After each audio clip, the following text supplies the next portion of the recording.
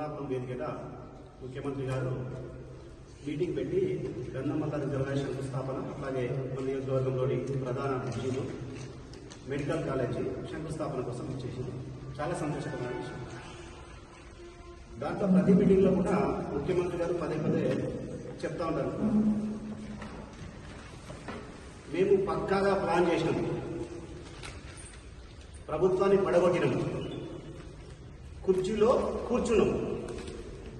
ఎవరైనా సరే ఒక పని చేసేటప్పుడు ఒక ప్లాన్ చేస్తుంది, బాగానే ఉంది. మీరేం ప్లాన్ చేసిండ్రు అంటే, మీరు ప్రత్యేకంగా ఒక మీడియా పెట్టుకొని యూట్యూబ్లో వేదికగా చేసుకొని ప్రభుత్వాన్ని బదనాం చేసి పదే పదే కుటుంబ రాజకీయ నేపథ్యం మీద మాట్లాడి ప్రజల్లో ఒక రకమైన వాతావరణం క్రియేట్ చేసి గందరగోళం క్రియేట్ చేసి ప్రభుత్వాన్ని పడగొట్టడం చాలా గొప్పది.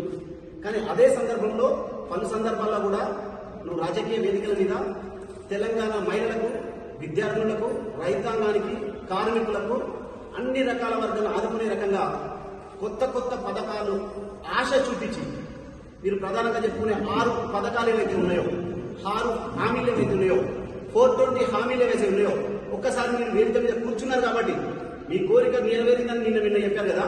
మీరు కూర్చున్నారు కోర్చులో కాబట్టి, మరి కూర్చున్నప్పుడు ఆ మధ్యకాలంలో జరిగిన సంఘటనలు ఏవైతే అవి మీరు గుర్తు చేసుకోవాలి. మీ హామీలు ఎటువైనాయి? ప్రధానంగా మేము కళ్యాణ లక్ష్మి పెట్టుకుంటే కళ్యాణ లక్ష్మితో పాటు మీరు తులం బంగారం ఇస్తున్నారు. మరి తులం బంగారం ఎక్కడ పోయింది? ప్రధానంగా మా రైతు బంధును రైతు భరోసాగా ప్రకటిస్తామన్నారు. 15,000 రూపాయలు ఇస్తున్నారు, ఎటువైనాయి? 2 లక్షల రుణమాఫీ చేస్తున్నారు, ఎటువైనాయి? మరి మీరు ఈరోజు చెప్తున్న ఇందిరమ్మ ఇల్లు ఎవరికి ఇస్తారు? మీ కాంగ్రెస్ కార్యకర్తలు ఇస్తారా? తెలంగాణ ప్రజలు, పేద ప్రజలకు ఇస్తారా? ఇవన్నీ మీరు ముఖ్యంగా చూసుకోవాలి. గత కొన్ని రోజుల సంది ఏవైతే అప్లికేషన్ తీసుకుంటారో కేవలం కాంగ్రెస్ పార్టీ కార్యకర్తలు వాళ్ళు ప్రకటించుకున్న కమిటీల ద్వారా కేవలం ఆ పార్టీని బలోపేతం చేసుకోవడం కోసం మీరు అప్లికేషన్ తీసుకుంటారు. మరి మీరు ఇది ఎంతవరకు న్యాయం?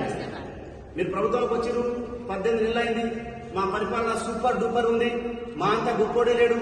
10 సంవత్సరాల్లో బీఆర్ఎస్ పార్టీ చేసిన అభివృద్ధిని కేవలం మేము 18 నెలలు చేసినాం, చాలా గొప్పోడివి.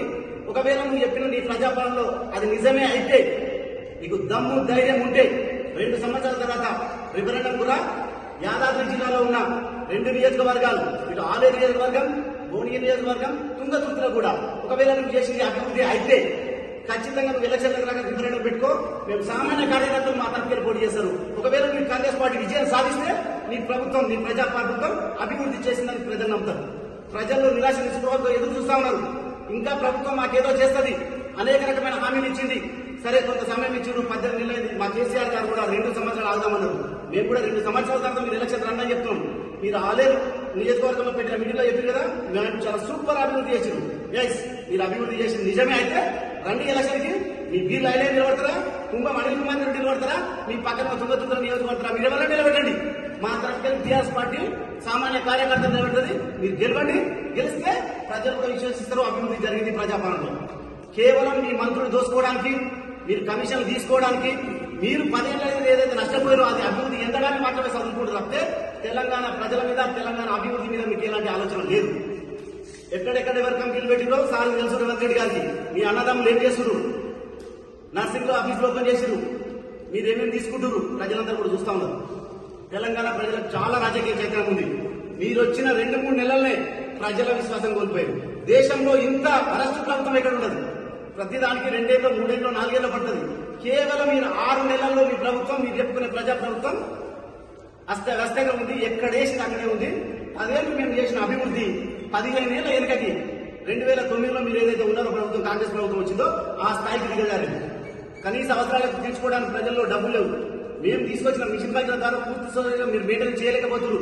కొన్ని గ్రామాలకు నీరు కూడా కరువైపోతున్నాయి. ఇప్పటికైనా మీరు పాలన మీద దృష్టి పెట్టుంది. తెలంగాణ ప్రజలు ఏమనుకుంటారో చూడండి. వాళ్ళ కష్ట నష్టాలు నెరవేర్చే రకంగా మీ ప్రభుత్వం చేయాలి తప్పితే వ్యక్తిగతంగా. ఈ రోజు నేను 40-50 సంవత్సరాలు ఉన్నా, 20 ఏళ్ళ అయితే నేను కూడా ముసలి అవుతా. నాకంటే పెద్ద మనుషులు ఉంటారు. ప్రజలను గౌరవించాలి. అందులో ప్రజాప్రతినిధులు ఉన్నవారు ఇంకా చాలా గొప్పగా మాట్లాడాలి. ఎందుకంటే రేపు ఎప్పుడు నువ్వు 60 ఏళ్లతోనే ఉండవు. నువ్వు కూడా పెద్ద మనిషి అవుతావు, నువ్వు కూడా పడతావు, నువ్వు కూడా లేస్తావు, నీకు కూడా అనారోగ్యం వస్తుంది. అది పద్ధతి కాదు. రాజకీయాల్లో ఎవరున్నా కూడా ఒక పక్క రాజకీయ నాయకులు గౌరవించడం కూడా ముఖ్యమంత్రి రేవంత్ రెడ్డి నేర్చుకోవాల్సిందిగా తెలియజేస్తూ ముగిస్తున్నాను. ధన్యవాదాలు.